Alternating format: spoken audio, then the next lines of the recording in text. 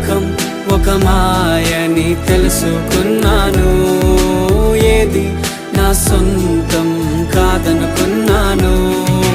తప్పిపోయిన కుమారుని నేనైతే నా కొరకై నిరీక్షించే తండ్రి నా యేసు.